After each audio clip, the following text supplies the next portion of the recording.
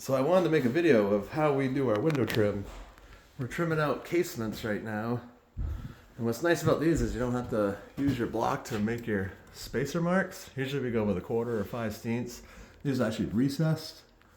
I don't know if you can see that, but what we do is we install our sill, then do our extension jams, screw that all together, then do our face trim, header, and apron, and then we pre-assemble everything and then set it in as a unit. And this is what the unit looks like right there.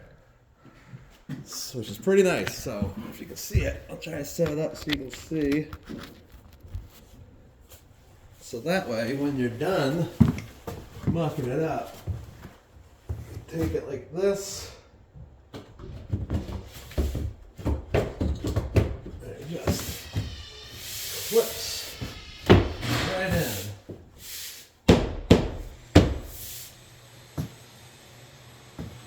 There, see? And that's it. With it in. It works really, really good. And it's nice and tight.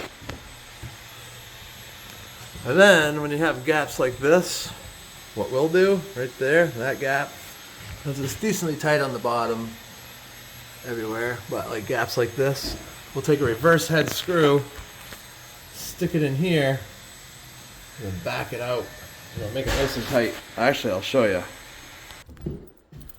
So if we grab our couple T25s for the sill, and then I got some regular T10s, or you can use finish nails to secure your sides. And then, so first, I put these in. Wish I had a better camera. Here, I'll set this back here so you can kind of see the process. Where is it? Right there. Can you see that? Yeah, okay, you can kind of see. Just take this.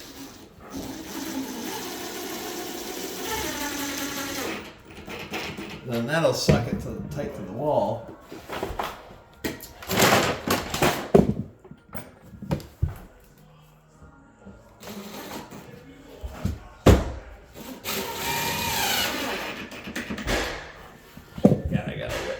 And then I'll do T10s up high.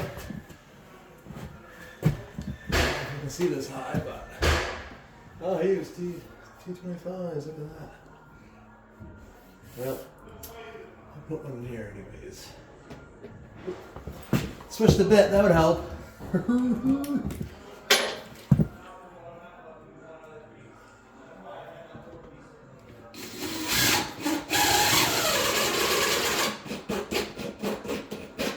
If you go slow like that, it'll suck it in tight instead of pile driving it right through. Screws work the best. Even though you gotta patch a bigger hole, it's just better because it really sucks it tight. And then we'll put a couple more in the middle.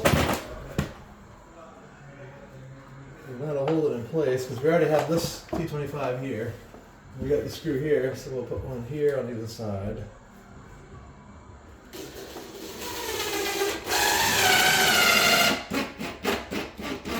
Sometimes it'll tip it a little too much. So since we're going to sheetrock, you can kind of back that out a little bit. And then we can cock this side of the trim to the wall. Because it's hard, a lot of times, or most of the time, it's always a tapered extension jam. So you have to freehand it to the table side.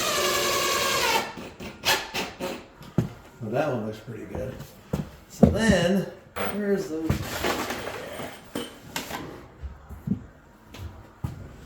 So, it looks scary sometimes, but this is it.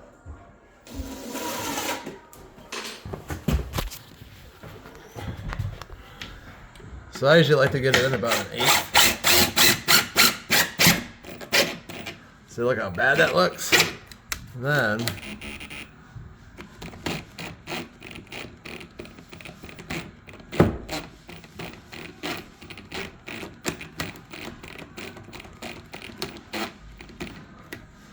see how much tighter that is?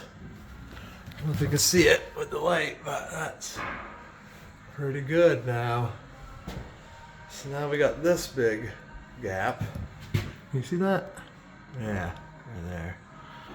So then I'll do a couple.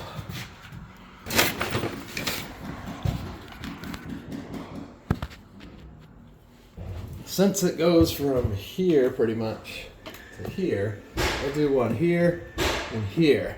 So it has like even pulling power. Kind of split it into thirds.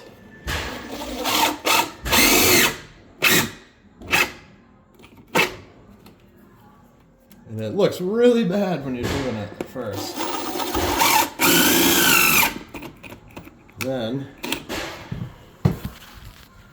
that looks awful. But if you go a little bit on this one, you go to this one, you're going in reverse now. A little bit on that one.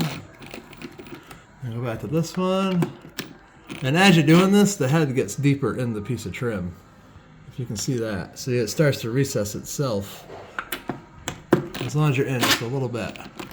Alright, come back up to this one. And I even have a hand bit that I use sometimes. Come back up here.